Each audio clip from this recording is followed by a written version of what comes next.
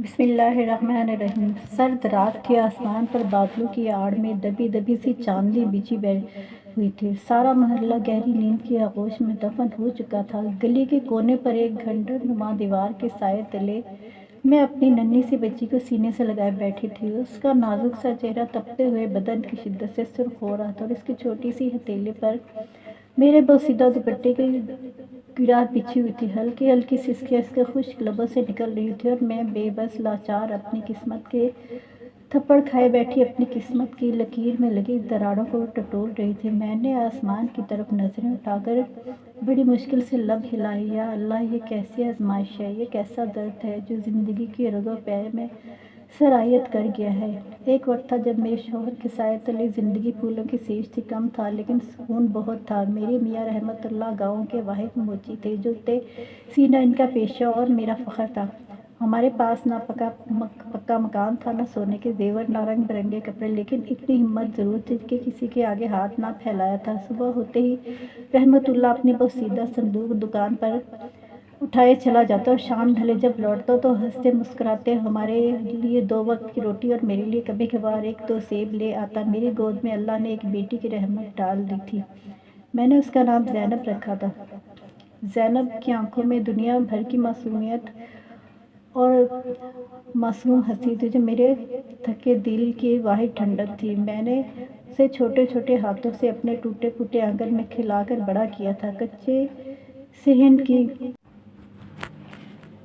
صحن کی مٹی میں وہ چھوٹے چھوٹے ہاتھوں سے آنگن میں کھیل کر بہت خوش ہوتی تھی۔ لیکن زندگی کب ایک سی رہتی ہے۔ وہ دن بھی آیا جب رحمت اللہ بیمار پڑ گیا۔ پہلے ہلکی ہلکی کھانسی تھی، پھر بخار بھی، اور پھر کمزوری، اور آخر چارپائی سے ہی لگ گیا۔ اس وقت بھی کسی کا ڈر نہیں تھا۔ در کھٹکھٹائے اپنی چیزیں بیچ بیچ کر دوا دارو کراتی رہی۔ دن رات اس کے تپتے ماتھے پر ہاتھ رکھے بیٹھی رہی اور زینب کو سینے سے لگائے اللہ سے اس کی زندگی کی بھیک مانگتی رہی، مگر موت کا کھیل کون روک سکا ہے۔ ایک سرد رات بالکل ایسی ہی رات تھی جیسے آج ہے۔ رحمت اللہ کا سانس اکھڑ گیا اور میری زندگی کی واحد دیوار گر گئی۔ کفن دفن کے بعد میکے کا در کھٹکھٹایا تو بھائی نے دروازے پر آ کر کہہ دیا، ہماری بھی زندگی ہے، تیرا بوجھ ہم کیسے اٹھائیں؟ بڑی بہن تھی، اس کے شوہر نے کہا کہ پہلے ہی 6 بچوں کا پیٹ پال رہے ہیں، اب تم کہاں سمٹ کر بیٹھو گی؟ میرے ماں باپ تو کب کے مٹی تلے جا چکے تھے، بس ایک یاد رہ گئی تھی کہ زینب کو گود میں اٹھائے اور در کی ٹھوکریں کھاتی رہی۔ پہلے تو کسی نے تسلی دی، اور پھر جب کئی دن گزر گئے اور جسم سے کپڑے بھی بوسیدہ ہو گئے تو لوگوں کی زبانوں کا زہر بھی رسنے لگا۔ محلے والے کہتے، نوجوان بیوہ ہے، رات کے وقت باہر کیوں نکلتی ہے؟ کوئی کہتا، دیکھو 2 وقت کی روٹی کے لیے بچوں کی طرح مانگتی پھرتی ہے، غیرت نہیں بچی اس میں۔ میں خاموش تھی، خاموش ہی رہی۔ جو مجھ جیسی مظلوم عورتیں سیکھ لیتی ہیں، میرے پاس کوئی اور راہ نہیں تھی۔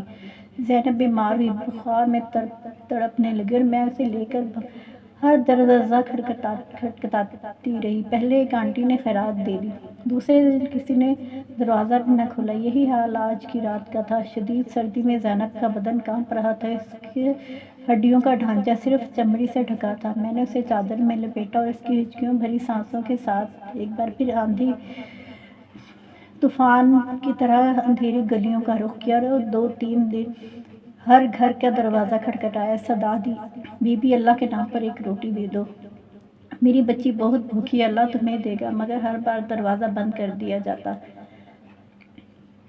اور کواڑوں کے پیچھے سے ہی کھنکھناتی آواز آئی، آج نہیں بچہ کچھ بھی۔ دل کرتا تھا زینب کو سینے سے لگائے خود مٹی میں دفن ہو جاؤں،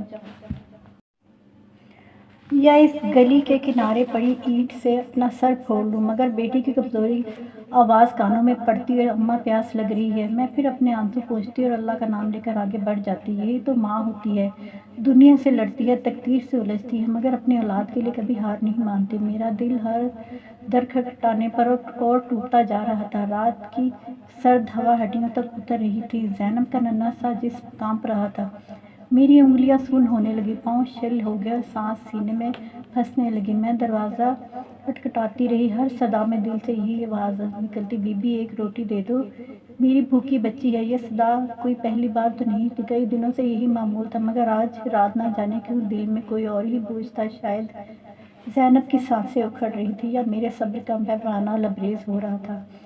میں بھیک مانگنا نہیں چاہتی تھی، میں چاہتی تھی کہ میں اس محنت کی حق حلال کی روزی کما کر اپنی بیٹی کو پال لوں، مگر جیسے ہی زینب بیمار پڑی تھی میرا ذہن بالکل بھیگ چکا تھا اور مجھ سے کوئی بھی کام نہ ہوتا تھا۔ میں اسے نظریں ہٹا پاتی تھی نہ ہی ظاہر ہے میں جہاں کام کرتی ہوں وہ لوگ توجہ طلب کام مانگتے اور میں اپنی بیٹی کے بغیر نہیں رہ سکتی تھی۔ میں اسے اٹھا کر کچھ دن مانگ کر کھانا چاہتی تھی۔ میں ہر در کے انکار پر اندر ہی اندر مر رہی تھی۔ جس محلے میں سالوں رہتی آئی تھی وہی لوگ آج دروازہ کھولنے کے لیے بھی تیار نہ تھے۔ وہی چہرہ جو بچے زینب کے ساتھ کھیلا کرتے تھے، وہی عورتیں جن کے ساتھ میں محلے کے کنویں سے پانی بھرتی تھی، سب اجنبی ہو گئے تھے۔ دنیا کی یہی فطرت ہے، غربت میں رشتہ سچ یا جھوٹ سب ختم ہو جاتا ہے۔ میں شادی سے پہلے اماں کے ساتھ ایک حویلی میں نوکری کرتی تھی۔ میرے والد کا میرے بچپن میں ہی انتقال ہو چکا تھا۔ بھائی اپنی بیوی بچے دیکھ رہا تھا، لیکن پھر بھی ہمیں ایک چھت تلے رکھا ہوا تھا۔ ماں اور بیٹی دونوں کو گزارا کرنے کے لیے کچھ نہ کچھ کام تو کرنا تھا۔ پھر ہم زمیں دار کی حویلی پر کام کرنے لگے۔ اماں اب بوڑھی ہو چکی تھی۔ پہلے تو میں اماں کے ساتھ جاتی تھی، لیکن پھر اماں گھر کی ہو کر رہ گئی تھی اور پچھلے وقتوں میں بہت بیمار رہی تھی۔ اس وجہ سے میں ہی حویلی کا سارا کام سنبھال رہی تھی۔ آج جب مجھے وہ حویلی یاد آئی تو دل میں خیال آیا کیوں نہ پرانے تعلق کی جان پہچان پر میں حویلی میں ہی کوئی مدد مانگوں۔ میرے وجود میں سرد رات کی ہوائیں یوں ہی سرایت کر رہی تھی کہ لگا جیسے ہڈیوں تک برف اتر آئی ہو، مگر اس سے کہیں زیادہ سخت ٹھنڈ میرے دل پر پڑ رہی تھی۔ آج جس حویلی کے دروازے پر میں نے لرزتے لرزتے دستک دینے آئی تھی وہی حویلی کبھی میرے قدموں کی چاپ سے آباد رہتی تھی۔ انہی دالانوں میں میرے قہقہے گونجتے تھے، انہی صحنوں میں میں نے دھوپ سینکی تھی، انہی روشن دانوں سے جھانکتی روشنی نے میری راتوں کی نیند پرسکون بنائی تھی۔ بیگم صاحبہ مجھے بیٹی کی طرح مانتی تھی، ہر کام میری نگرانی میں ہوتا، کون سا سامان آنا ہے، کس کمرے کی جھاڑ پوچھ ہوگی، مہمانوں کے کھانے میں کیا بنے گا، یہ سب مجھ سے مشورے کے بغیر طے نہ ہوتا تھا۔ میں حویلی کی جان تھی، کم از کم میں یہی سمجھتی رہی، مگر پھر قسمت نے ایک کروٹ لی، پھر سب کچھ بدل گیا۔ میری شادی ہو گئی، میرا شوہر بہت محبت کرنے والا نکلا اور کہنے لگا اب تو میری دنیا بس تو ہے، کام کرنے کی ضرورت نہیں، جو ہوگا میں کما کر لاؤں گا، تو آرام کرے گی، میرے بچوں کی ماں بنے گی، میرا گھر سنوارے گی۔ میں دل ہی دل میں شکر ادا کرتی رہی، سوچا کہ بس اللہ نے اب دکھ کی گھڑیاں ختم کر دی۔ بیگم صاحبہ نے بھی جاتے ہوئے کہا تھا کبھی ضرورت ہو تو اپنا سب سمجھ کے آ جانا، یہ دروازہ تیرے لیے ہمیشہ کھلا ہے۔ میں نے آنکھوں سے حویلی کے چوکھٹ کو چوم کر رخصت لی، دل میں ایک عجیب سا سکون لے کر، جیسے ہی برسوں کی تھکن اتر گئی ہو، مگر زندگی کب سیدھی لکیر پر چلتی ہے۔ شوہر کی محبت کے دن مختصر نکلے، چند برس بھی نہ گزرے کہ ایک دن وہ بھی بیماری میں چلا گیا۔ علاج کروانے کے پیسے نہ تھے، بس زخم بڑھتا گیا اور میری دنیا اجڑ گئی۔ شوہر کے بعد میکے والوں نے بھی منہ موڑ لیا، سسرال رہا نہ کوئی سایہ، بس ایک معصوم بچی ساتھ رہ گئی، وہ بھی تقدیر کی ماری جس کا کمزور بدن بیماری کی لپیٹ میں آ گیا۔ دنوں وہ بخار اور کمزوری بڑھتی جا رہی تھی اور میں در در کی ٹھوکریں کھاتی رہی۔ پہل دو چار گھروں میں کام مانگا، مگر سب نے کہہ دیا بیوہ ہے، اپنے ساتھ نحوست لے کر آتی ہے، کوئی دھتکار دیتا، کوئی طنز مارتا۔ میں ہر دن اپنی خودداری کے چھوٹے چھوٹے ٹکڑے زمین پر بکھرتے دیکھتی رہی۔ آج پھر جب بھوک سے بے حال بیمار بچی کی کراہیں سنتی، اس کا جلتا بدن سینے سے لگا کر نکلی تو قدم بے اختیار اسی حویلی کی طرف اٹھ گئے۔ نہ جانے کون سی امید، کون سا سہارا دل میں لیے، شاید بیگم صاحبہ کی کہی ہوئی وہ بات یاد آ گئی تھی کہ یہ دروازہ تیرے لیے ہمیشہ کھلا ہے۔ میں نے لرزتے ہاتھ سے دروازہ کھٹکھٹایا۔ دروازے پر وہی نوکرانی آئی جو کبھی میرے ماتحت ہوا کرتی تھی۔ میرا سامنا ہوا اور دیکھتے ہی اس کی آنکھوں میں ایک عجیب تحقیر کا سایہ ابھرا، جیسے برسوں کی کسی پرانی کہانی کا مٹیالہ سا ورق پلٹ گیا۔ میں نے کانپتی آواز میں کہا بیٹی بیمار ہے، بخار سے جل رہی ہے، کچھ کھانے کو دے دو، روٹی کا ایک ٹکڑا ہی صحیح۔ میری آنکھیں چھلکنے کو تھیں، مگر نوکرانی کا دل نہ پسیجا، لہجے میں نرمی آئی نہ ہی تیور بدلے، کہنے لگی کہ یہاں خیرات نہیں بانٹی جاتی، کہیں اور جاؤ، بیگم صاحبہ مصروف ہیں، کسی کی جھولی بھرنے کا وقت نہیں ہے۔ یہ سنتے ایک پل کو تو میرا دل چاہا کہ اس کے دروازے کی دہلیز پر گر کر رونا شروع کر دوں۔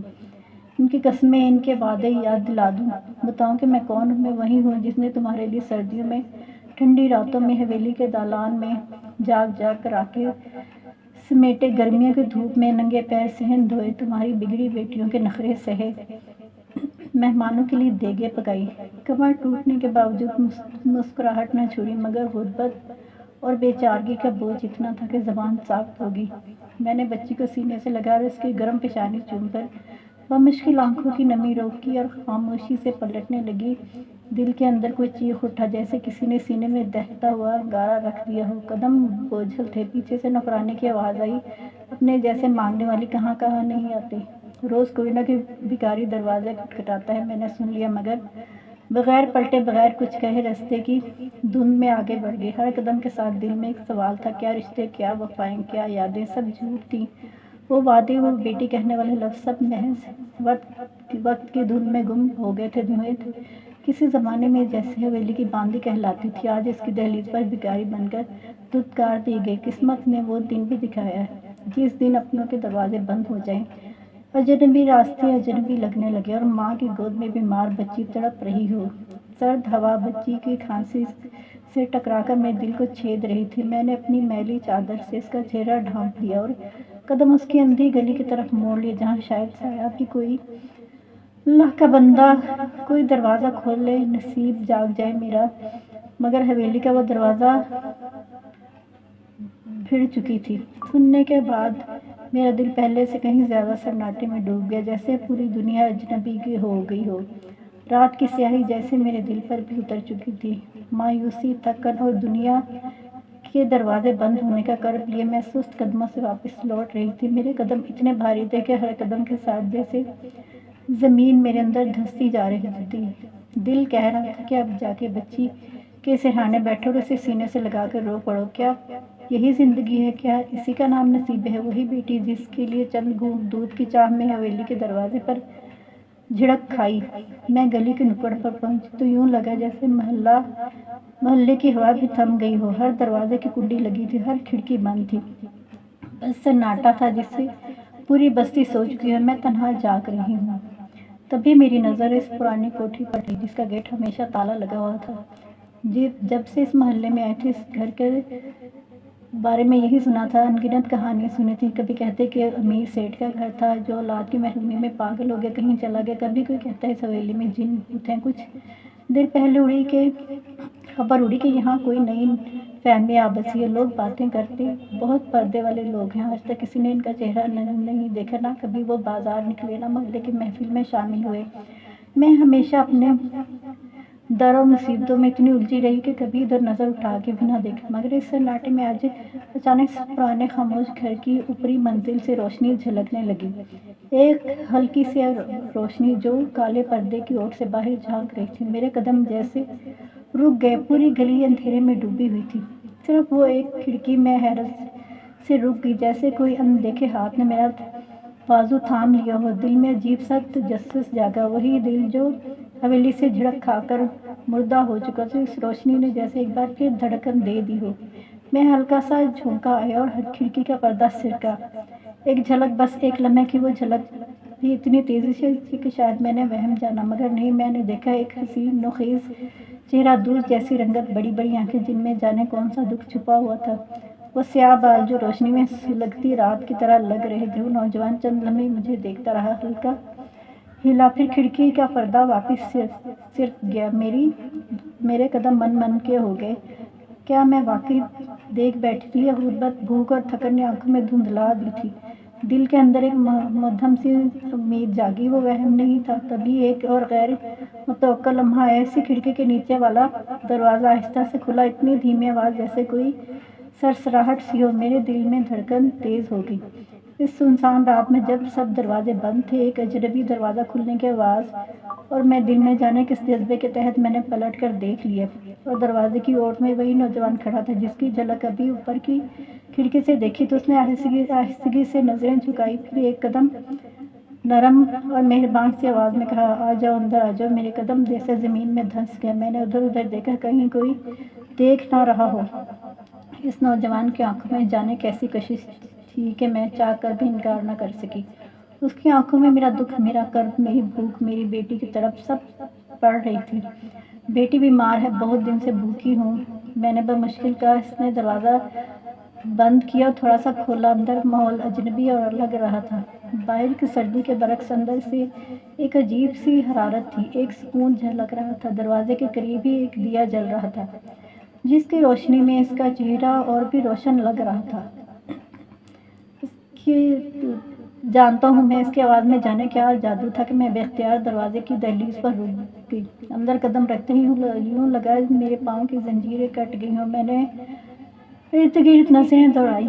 ہر طرف پردے کی دیواروں پر پرانے طرز کی لکڑی کی الماریاں، کہیں کہیں دیے کی ہلکی روشنی۔ ماحول میں عجیب سا سکون اور وحشت کا ملا جلا احساس تھا۔ وہ نوجوان آگے آگے چلتے ہوئے ایک کمرے میں لے گیا۔ وہاں قالین بچھا ہوا تھا، دیوار کے ساتھ پرانی لکڑی کی میز پر کھانے کے برتن رکھے تھے۔ بیٹی کے لیے دودھ گرم رکھا ہے، خود بھی کھا لینا۔ بھوکی ماں کا دکھ دنیا میں بس ایک ہمدرد وہی جانتا ہے۔ میں نے حیرت سے اس کی طرف دیکھا تو کسی نے بتایا، نہ ہی محلے میں کوئی ایسا تھا جسے میری بیٹی کے بخار کا علم نہ ہو۔ یہ نوجوان کون تھا، کسے جانتا تھا؟ میری آنکھوں میں بے ساختہ آنسو آ گئے۔ میں نے بچی کو سینے سے لگا کر دونوں ہاتھ دعا کے لیے اٹھا دیے۔ تم فرشتہ ہو، اللہ تمہیں سلامت رکھے۔ اس نے مسکرایا اور اتنی نرمی سے کہا کہ ماں کی دعا سے بڑی دنیا کی کوئی دولت نہیں ہے۔ پہلی بار اس دن محسوس کیا کہ اس کے چہرے پر جانے کیسا نور تھا، جیسے عام انسان نہ ہو اور کوئی اور ہی مخلوق ہو۔ وہ سادگی، وہ نزاکت، وہ آنکھوں کی نمی۔ دل میں ہزار سوال لیے حالات اور تھکن نے زبان بند کر رکھی ہے۔ میری آنکھوں سے لگاتار آنسو بہہ رہے تھے۔ اس نے میرے ہاتھوں سے بچی کو لے کر قالین پر بٹھایا، دودھ کا پیالہ اس کے ہونٹوں سے لگایا اور یوں لگا جیسے بچی کی کھانسی کچھ ہلکی ہو گئی ہو۔ میں نے اس کا نام پوچھنا چاہا، مگر اس نے صرف اتنا کہا، نام سے کیا ہے؟ ضرورت اور درد کا رشتہ ناموں کا محتاج نہیں ہوتا۔ میں نے دل میں شکر ادا کیا اور خاموشی سے اس اجنبی کے پراسرار مگر مہربان نوجوان کی موجودگی میں بیٹھ گئی۔ اس رات دنیا کے تمام دروازے بند، کھڑکیاں، محرومیاں کہیں پیچھے رہ گئیں۔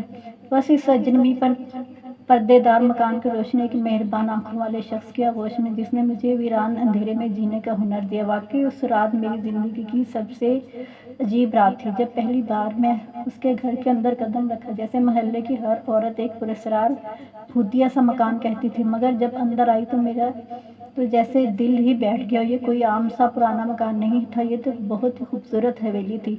دروازے پہ اندر داخل ہوتے ایک وسیع عریض گنبد نما ہال، جس کی چھت اتنی بلند تھی کہ سر اٹھا کر دیکھنے میں گردن تھک جائے۔ سنگ مرمر کے فرش پر ایسے چمک تھی کہ میری پاؤں کے نشان بھی صاف دکھائی دے رہے تھے۔ کونے میں پرانے طرز کی لکڑی کی میز، قدیم دیے اور کندہ کاری والے پردے جھول رہے تھے۔ دیواروں پر پرانی تصاویر، جن میں جانے کس وقت کے لوگ مسکرا رہے تھے، جن کی آنکھوں میں ایک الگ سی کہانی چھپی تھی۔ لیکن عجیب بات یہ تھی کہ اتنے بڑے محل نما گھر میں سوائے اس نوجوان کے کوئی بھی انسان نہیں تھا۔ نہ کوئی بوڑھی آیا اور نہ ہی کوئی اور دروازہ کھولنے والا نوکر، نہ باورچی خانے سے کسی برتن کے چلنے کی آواز۔ پورے گھر میں ایک پراسرار سا سکوت، جسے وقت بھی اس حویلی میں رک سا گیا ہو۔ نوجوان کبھی اندر، کبھی صحن، کبھی برآمدے میں یوں گھومتا رہا جیسے اس دنیا میں ہر کمرے کو حیرت سے دیکھ رہی تھی۔ قطار سے بنے 9 کمرے بنے تھے، سب کے دروازے ہلکے سے کھلے۔ میں نے جھانک کر دیکھا، ہر کمرہ ایک دوسرے سے زیادہ شاندار۔ کہیں نیلا شیشہ جڑا ہوا آئینہ، کہیں پرانی طرز کے قالین، کہیں نیچے پلنگ جس پر ریشمی پردے، مگر کہیں کوئی زی روح نہ تھا۔ اوپر کی منزل پہ بالکل ایسی ہی سیڑھیاں چڑھتے ہوئے میں ڈر گئی تھی، مگر تجسس نے پاؤں روکنے نہ دیا۔ اور پھر اوپر بھی 9 کمرے، سب روشنی، اوپر پردے، مگر وہی سناٹا۔ میں نے دل ہی دل میں سوچا، اتنے بڑے گھر میں کوئی خادم، کوئی نوکر، نہ ہی کوئی بزرگ۔ نوجوان نہایت سلیقے سے، خاموشی سے ہر کمرے میں جا رہا تھا، کبھی دیے ٹھیک کرتا، کبھی دروازہ بند کرتا، کبھی کھول دیتا، جیسے صدیوں سے یہی اس کا معمول ہو۔ اس نے مجھے کھانا اور دوائی دے دی۔ وہ کھانا بھی یوں لگا جیسے ابھی ابھی کسی مہربان ہاتھ نے تیار کیا ہو، مگر باورچی خانہ سنسان پڑا تھا۔ میں نے کئی بار سوچا پوچھ لوں کہ گھر میں اور کون کون ہے، مگر نہ جانے کیوں زبان کھل نہ سکی۔ جب اس پراسرار حویلی سے نکلی اور گھر آ کر اپنے کمرے میں لیٹی تو دماغ میں بس وہی گھر، وہی نوجوان اور اس کے نرم لہجے کی آواز گونج رہی تھی۔ میں بار بار اپنی ہتھیلی کو چھو کر دیکھتی کہ کہیں واقعی گرم کھانے کی پلیٹ پکڑی تھی، دودھ کی خوشبو میرے نتنوں سے اب تک بسی ہوئی تھی۔ کئی بار آنکھ بند کر کے سوچا کہ شاید میں خواب دیکھ رہی ہوں یا بھوک اور تھکن نے دماغ کا حال خراب کر دیا ہے، لیکن نہیں، میرے جسم پر اب بھی اس گھر کی ٹھنڈک اور اس نوجوان کی انگلیوں کا لمس باقی تھا۔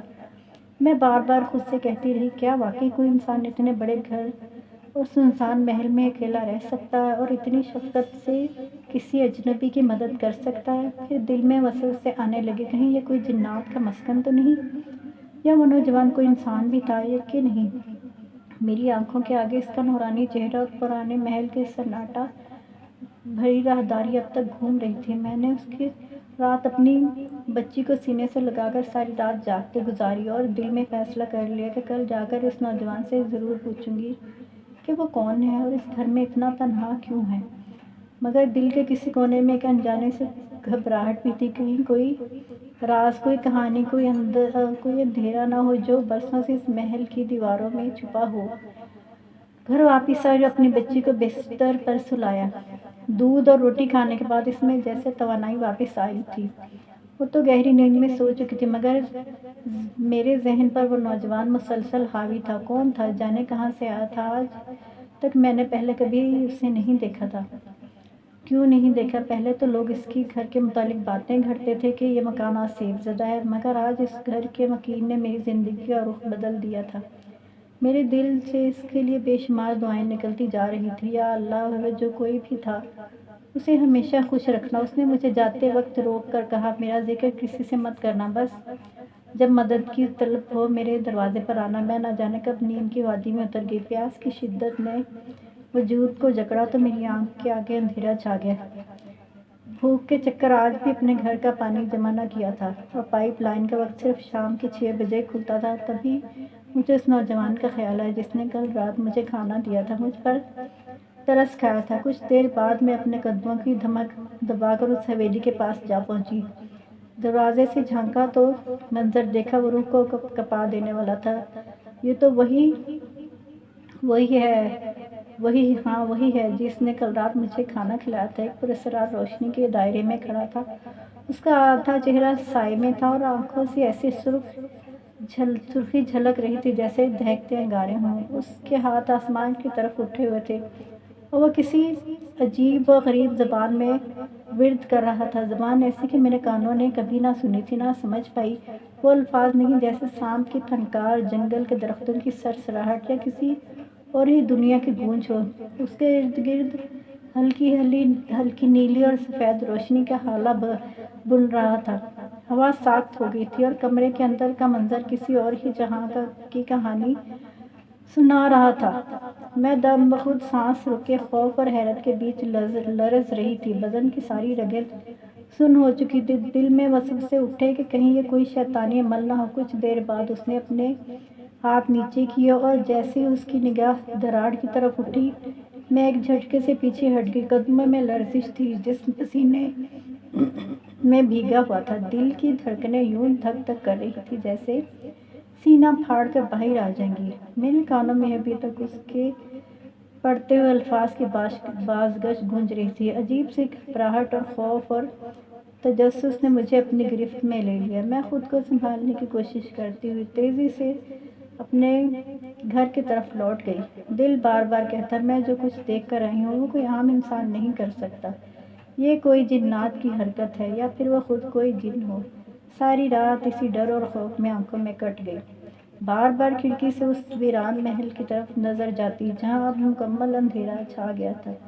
دل میں عجیب وسوسے اٹھ رہے تھے کہ اگر واقعی کوئی جن ہے تو اس کا مقصد کیا ہے، کیوں اس بستی میں آیا ہے اور کیوں سب کے بیچ چھپ کر رہتا ہے۔ میں نے سوچا کہ صبح محلے کی کسی بڑی بوڑھی سے مشورہ کروں گی، مگر پھر خیال آیا کہ اگر کسی کو بتاؤں گی تو کہانی آگ کی طرح پھیل جائے گی اور محلے والے مجھے الزام دے ڈالیں گے۔ میں کیوں رات گئے تک اس کی نگرانی کرتی رہی ہوں؟ آخر عورت ذات اور بیوہ پر تو ایسے ہزار تہمتیں لگتی ہیں۔ رات جانے کتنے پہر کئی بیت گئے، نہ نیند آئی نہ سکون۔ ننھی بچی کی تیز سانسیں، اس کی ہلکی سی سسکیاں دل چیر رہی تھیں۔ ادھر دماغ میں وہ منظر کسی فلم کی طرح گردش کر رہا تھا۔ بار بار آنکھیں بند کر کے دل کو سمجھاتی کہ یا اللہ، تو وہی پردہ پوشی فرمانے والا ہے، تو خواب دکھا دیا، بھولنے کی طاقت دے دے، مگر نہ خواب آیا، نہ منظر ہی بدلا اور نہ ہی منظر دل سے مٹا۔ ایک الجھن، خوف اور عجیب کشمکش پیدا ہو گئی تھی اس شخص کے لیے۔ کبھی سوچتی کہ ہو سکتا ہے وہ نیک ہو، اللہ والا ہو، کوئی ولی ہو جسے قدرت نے کوئی طاقت دے رکھی ہو، مگر اس کی سرخ آنکھیں یاد آتی تو دل میں دھڑکا لگا رہتا کہ کہیں یہ کوئی عام مخلوق ہے، یہ شاید جنات کی دنیا سے نہ اس راز کو ہضم کر پا رہی تھی، نہ بیان کر پا رہی تھی۔ پورے محلے میں سب سے زیادہ خاموشی، اجنبی سا شخص، نہ کسی کے جنازے میں، نہ کسی کے ولیمے میں، بس گاہے بگاہے مسجد میں جا کر نماز پڑھنا اور پھر آ کر اپنے کمرے میں بند ہو جانا۔ عورتیں اکثر کہتی بیچارہ تنہا ہے، نہ ماں باپ ہے، نہ بھائی بہن، اللہ جانے کیسے رہتا۔ مجھے سمجھ آ رہا تھا کہ تنہا کیوں ہے۔ جب انسانوں میں جنات آ کر بسیں تو ان کی تنہائی ہی ان کی حفاظت بن جاتی ہے۔ شاید وہ اپنے وجود کو چھپانے کی کوشش کر رہا ہے، لیکن پھر دل کہتا ہے اگر وہ برا ہوتا تو اب تک کسی کو نقصان پہنچا چکا ہوتا۔ رات کے آخری پہر جب اذان کی آوازیں آئی، میں نے وضو کیا اور نماز میں اللہ کے حضور وہ منظر دیکھا جو میں نے دیکھا تھا۔ دعا کی کہ یا رب، اگر وہ برا ہے تو ہمیں اس کے شر سے بچا، اگر وہ نیک ہے تو ہماری بچی کی جان اس کے ذریعے بچا دے۔ دل میں عجیب سا سکون اور الجھن کا سنگم تھا۔ سجدے میں جا کر آنکھیں بند کرتے ہی اس کی شبیہہ آنکھوں کے سامنے آ گئی۔ میں نے زندگی میں پہلی بار کسی اجنبی مرد کے لیے اتنی شدت سے دل میں دعا کی اور اس کے لیے احساس ہوا کہ شاید تقدیر مجھے اس کے در تک خود لے آئی ہے۔ جو راہ دکھائی دے رہی ہے وہی میری بچی کی زندگی کا راز چھپا ہے۔ میری آنکھیں ساری رات جاگتی رہی تھیں، مصلے پر بیٹھے بیٹھے، جانے کب صبح کی ہلکی زردی آسمان کے کنارے چمکنے لگی۔ میں نے ہاتھ دعا کے لیے اٹھائے تھے، لیکن لفظ ساتھ چھوڑ گئے تھے، بس آنکھوں سے خاموشی سے آنسو بہہ رہے تھے۔ دل کی دھڑکن اتنی بے ترتیب تھی کہ مجھے لگ رہا تھا جیسے پسینے سے نکل کر باہر آ گرے گی۔ رات بھر زینب کی سسکیاں، ہلکے ہلکے کراہیاں اور تیز سانسوں کی آواز نے میری روح کو اندر سے توڑ ڈالا تھا۔ میں ہر لمحہ اس کی طرف دیکھتی، اس کی پسینے سے بھیگی پیشانی کو صاف کرتی، لیکن اس کی آنکھیں نیموا رہتی، جیسے ہر پل بند ہو جانے کو ہوں۔ میں نے خود کو سنبھالنے کی ہزار کوشش کی تھی کہ کہیں میری کمزوری اس بچی کو مزید نہ توڑ دے، مگر دل کیا کیجیے جب اپنی ہی اولاد سامنے بے بسی کی تصویر بنی اور اس کی سانسیں دھاگے سے بھی زیادہ باریک ہو چکی ہوں۔ رات بھر کی خاموشی سے اذیت کے بعد آسمان پر دھندلا سا اجالا پھیلنے لگا تو میں نے مصلے سے اٹھنے کی ہمت کی۔ میرا یہی تھا کہ قریب کی دکان سے کچھ ادھار مانگ کر لاؤں، شاید یہ وقت روٹی زینب کے لبوں کو لگ جائے اور وہ سانسیں بحال کرے۔ لیکن جیسے ہی میں مصلے سے اٹھی، زینب کی چیخ سنائی دی۔ وہ آواز، وہ کرب و اذیت بھرا نالہ سن کر میرا دل دہل گیا، قدم زمین سے اکھڑ گئے۔ میں نے کپکپاتے ہاتھوں سے دروازہ کا کنڈا چھوڑا اور بھاگتی ہوئی اس کے پاس پہنچی۔ زینب کا چہرہ زرد ہو چکا تھا، آنکھیں الٹی ہوئی تھیں اور سانسیں یوں اکھڑ رہی تھیں جیسے سینے میں ہوا کی بجائے خالی پن بھر گیا ہو۔ اس کا ننھا وجود کپڑے کی مانند سکڑ رہا تھا۔ میں نے اسے اپنے بازوؤں میں لیا اور دیوانگی کی حالت میں محلے کے واحد خداپرست طبیب کے دروازے کی جانب دوڑی۔ وہ بوڑھا طبیب جس کے بارے میں سنا تھا کہ کسی کا دکھ دیکھ کر اس کی آنکھیں بھیگ جاتی ہیں۔ میں نے اس کے دروازے پر دیوانوں کی طرح دستک دی، چیخی، روتی رہی، حضور خدا کا واسطہ میری بچی مر رہی ہے، ایک بار آ کر اسے دیکھ لیجیے۔ وہ اندھیرے میں نیم جاگتی آنکھوں کے ساتھ نکلا اور چہرے پر نیند کی لکیر تھی، مگر میری حالت دیکھ کر، میری پکار سن کر بنا کچھ کہے میرے پیچھے چل پڑا۔ میں نے جلدی جلدی قدم اٹھائے، مگر دل ڈوبا جا رہا تھا۔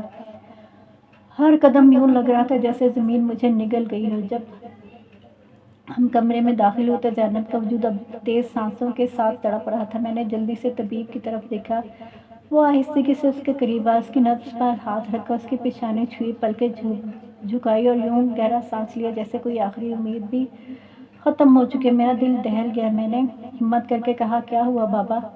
دوا دیجیے، دعا میری بیٹی کو دیجیے۔ مگر اس نے آنکھیں بند کرتے ہوئے کہا، سر ہلا دیا اور اتنی دھیمی آواز میں بولا کہ میرے اندر کا سارا حوصلہ چکنا چور ہو گیا، سائمہ بی بی، دوا کا وقت گزر چکا ہے، اب دعا ہی سے بچا سکتی ہے۔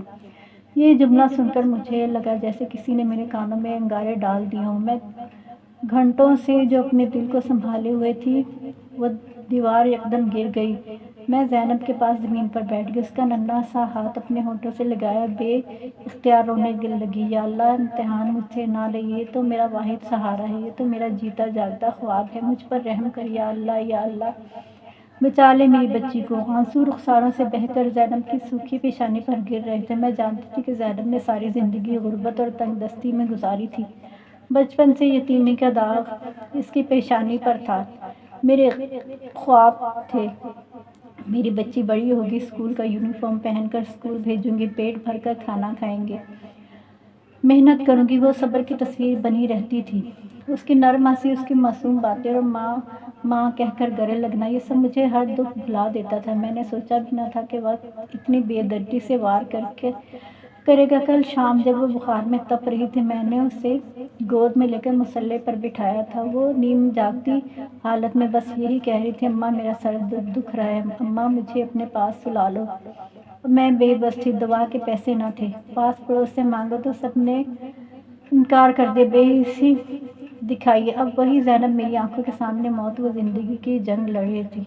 طبیب کے ہاتھ خاموشی سے جھکے رہے اور اس کے بعد اس نے میری طرف دیکھ کر وہ جملہ کہا جس سے میری سانسیں رک گئی، بی بی دعا کر لو، بس اب دعا ہی واحد سہارا ہے۔ میں اٹھ کھڑی ہوئی، بے خود باہر بھاگی، آسمان کی طرف ہاتھ اٹھائے، چیخ پڑی، یا اللہ مجھے لے لے، میری بچی کو بچا لے، مجھ سے اس تکلیف نہیں دیکھی جاتی، اے مالک میری بیٹی کو زندگی دے دے، میں تیری بندی تیرے سامنے گڑ گڑا رہی ہوں۔ محلے کے چند لوگ کھڑکیوں سے جھانکنے لگے، مگر کسی کے پاس ہمت نہ تھی کہ قریب آتا۔ کچھ نے دروازے بند کر لیے، کچھ نے پردے گرا دیے۔ طبیب نے پھر ایک بار زینب کے سینے پر ہاتھ رکھا اور اس کی سانسیں اتنی مدھم ہو چکی تھی کہ سنائی دینا بھی مشکل تھا۔ میں نے نیم آنکھوں سے اس کو دیکھا اور سرگوشی میں بیٹی کی آنکھیں کھول، ماں کو تنہا نہ چھوڑ، وہی تو ہے میرے جینے کا سہارا، میری زندگی کی آخری روشنی۔ زینب کی ہونٹ ہلے جیسے کچھ کہنا چاہ رہی ہوں، مگر آواز حلق میں دب گئی۔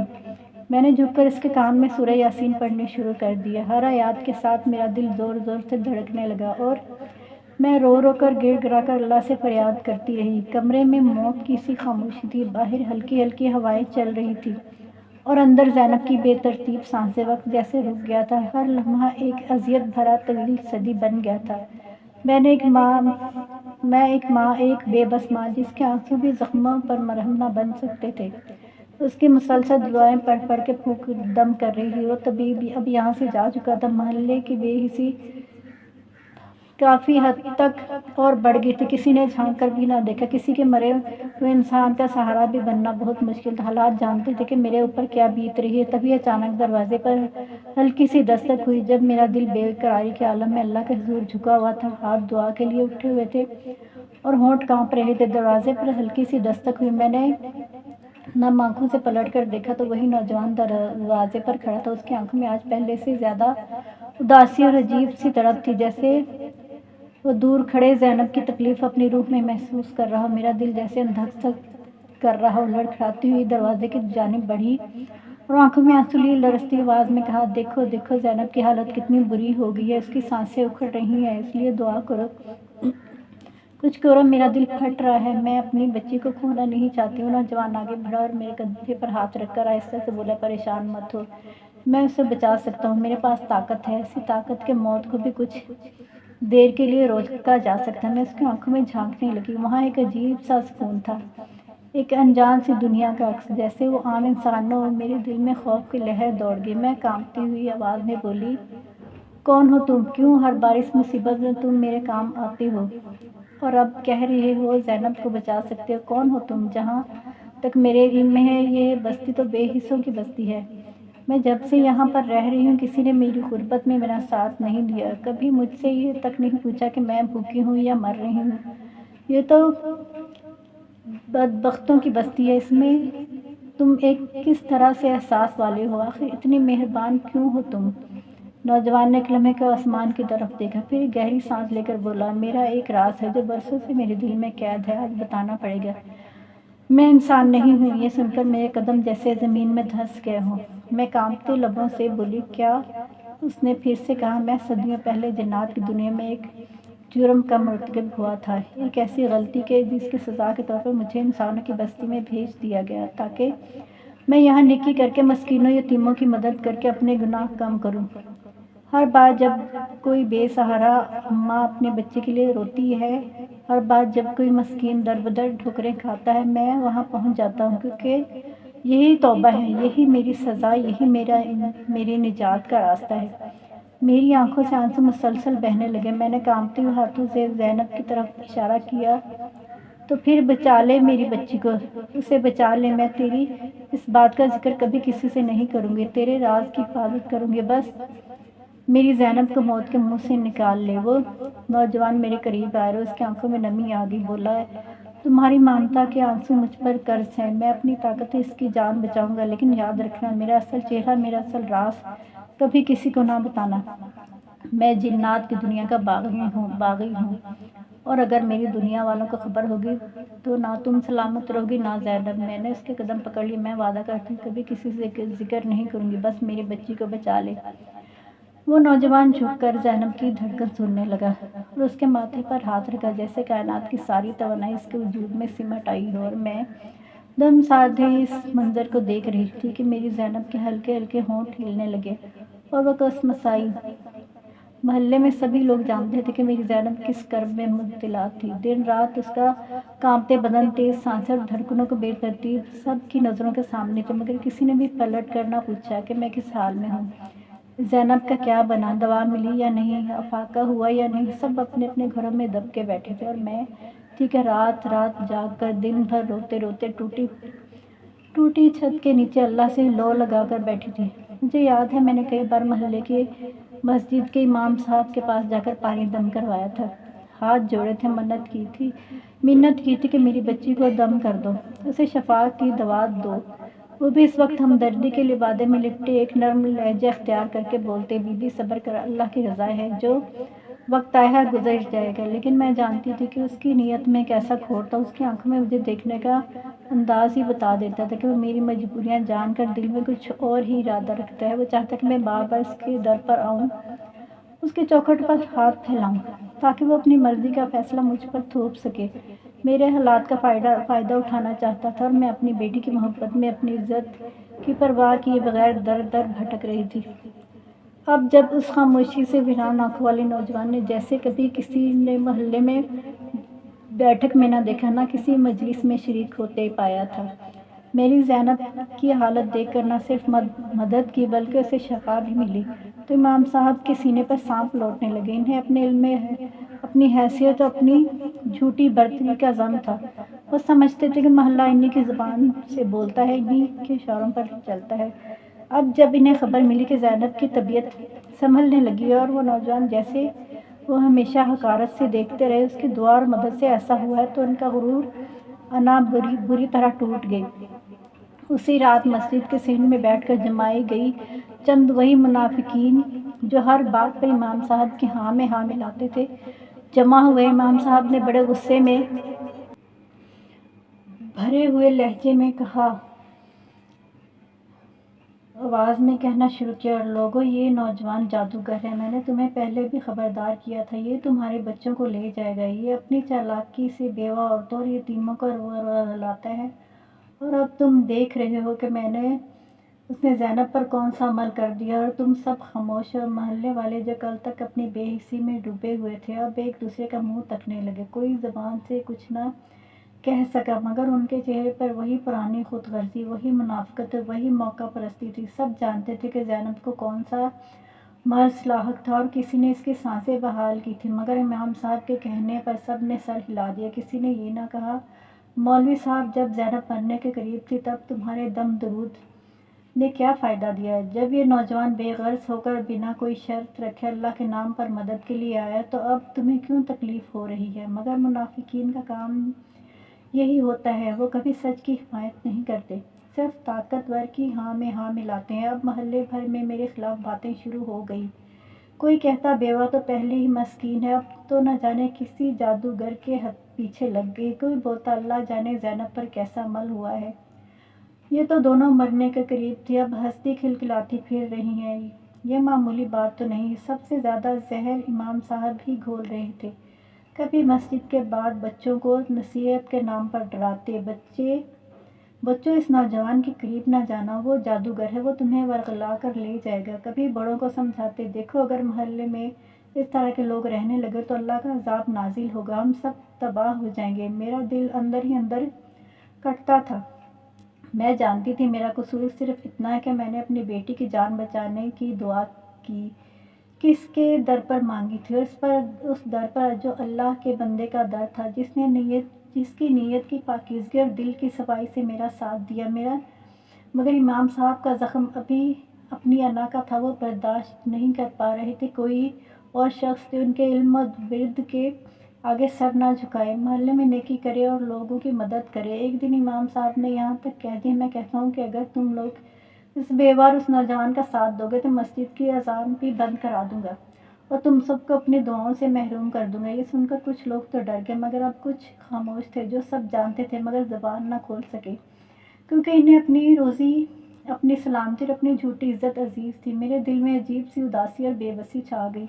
میں چاہتی کہ ان کے سب کے سامنے کھڑی ہو کر چیخ کر بتاؤں کہ یہ نوجوان کون ہے، اس کی کیا مجبوری ہے اور اس کی مدد سے کیسے اللہ نے میری بچی کو موت کے منہ سے نکالا، مگر میں وعدہ کر چکی تھی اس کا راز کسی پر ظاہر نہیں کروں گی، اور میں اپنی زبان پر تالا ڈالے اپنی بیٹی کی ہنستی مسکراتی صورت دیکھ کر دل ہی دل میں رب کا شکر ادا کرتی رہی۔ امام صاحب کی نظر پہلے دن سے مجھ پر بری تھی، وہ میری مجبوری کا فائدہ اٹھانا چاہتا تھا۔ جب میں نے اس کی جھوٹی دم درود کے در پر بار بار جانے سے انکار کر دیا اور عمار نے بنا کسی غرض کے میری زینب کی مدد کی تو وہ یہ برداشت نہ کر سکا۔ اس نے محلے والوں کو جمع کیا اور بھڑکاتے ہوئے کہا کہ یہ بیوہ بھی نوجوان ہے اور یہ نوجوان بھی، دونوں کا ناجائز تعلق ہے، انہیں سنسار کرنا چاہیے۔ یہ نوجوان بھی شاید اس بیوہ کے پیچھے یہاں آ کر رہنے لگا ہے تاکہ وہ اپنے ناجائز تعلقات بنا سکے۔ ارے اگر اتنا ہی سچا ہے تو اسے شادی کیوں نہیں کر رہا؟ کیوں اس غریب بیوہ کے گھر آتا جاتا رہتا ہے؟ لوگ بھی اس کی ہاں میں ہاں ملانے لگے، حالانکہ وہ جانتے تھے کہ عمار کبھی کسی کے گھر نہ جاتا تھا، باہر نکلتا تھا، نہ ہی کسی سے بات کرتا، صرف میری اور زینب کی وجہ سے اس مصیبت میں پھنس گیا تھا۔ یہ اس بیچارے نے میری مدد کی تھی اور حفاظت کی تھی، اپنی دعا کی طاقت سے ہماری جان بچائی تھی، وہ برے وقتوں میں ہمیں کھانے پینے کی چیزیں مہیا کی تھی اور اس ٹائم پہ ہمارا ساتھ دیا جب سب نے چھوڑ دیا تھا۔ سگے بھائی نے پلٹ کر نہیں پوچھا، اپنے گھر سے نکال دیا تھا۔ تو اس مشکل میں اللہ کے بندہ ہماری مدد کے لیے اور اس پہ ہی الزام کی بچھاڑ ہو رہی تھی۔ پھر متفقہ طور پر فیصلہ کیا گیا، میرے بھائی بھی آ گیا تھا جس نے مشکل حالات میں نہیں پوچھا، لیکن اب غیرت کے نام پر وہ بھی آ گیا تھا کہ میں اپنی بہن کو کسی غیر مرد کے ساتھ نہیں دیکھ سکتا، حالانکہ وہ غیر مرد صرف ہماری مدد کرتا تھا اور کچھ بھی اس کے دل میں کھوٹ نہیں تھا اور نہ ہی میرے دل میں کھوٹ تھا۔ پھر سب نے متفقہ فیصلہ کیا کہ ان دونوں کا نکاح کر دیا جائے، تو وہ بہت پریشان ہوا کیونکہ وہ انسان نہیں تھا۔ اور پھر جب محلے والا وہ میرے پاس آیا اور بہت زیادہ پریشان تھا کیونکہ وہ اپنی دنیا میں تو جا نہیں سکتا تھا، وہاں سے اسے نکالا گیا تھا، تو اب یہی حل نظر آ رہا تھا کہ وہ مجھ سے نکاح کر کے اپنی دنیا میں رہتا اور میں اپنی دنیا میں۔ تو سب نے جب بہت زیادہ پریشر ڈالا تو اس نے کہا کہ ہم دنیا دکھاوے کے لیے نکاح کر لیتے ہیں، اور پھر ایسے ہی ہوا، سب کے متفقہ طور پر فیصلہ ہوا اور میرے بھائی نے ہمارا نکاح کروا دیا اور وہ اپنے گھر لے آیا۔ وہ گھر جسے بھوتیا گھر کہا جاتا تھا، اس نے وہ سارا گھر میری ملکیت کر دیا اور خود وہ اوپر والے پورشن میں شفٹ ہو گیا، اور کبھی اس نے ہمیں کسی قسم کی مشکل یا پریشانی نہیں دیکھنے دی، بہت ہی عزت احترام سے ہمیں رکھا اور کوئی بھی پریشانی، کیونکہ اب وہ اپنی دنیا میں تو جا نہیں سکتا تھا اور اس نے بہت ساتھ دیا ہمارا۔ تو یہی ہے آج کی کہانی۔ تو بہنوں کیسی لگی آپ کو آج کی کہانی؟ تو یہ ایک آپ کو بتاتی چلوں کہ یہ ریل سٹوری نہیں ہوتی، یہ ایک ویسے ہی تصوراتی سٹوری ہے اور اس کا حقیقت کی دنیا سے کوئی بھی تعلق نہیں۔ اس کے ساتھ ہی اپنی بہن کو اجازت دیجیے، ملتے ہیں نیکسٹ ویڈیو میں، تب تک کے لیے اللہ حافظ۔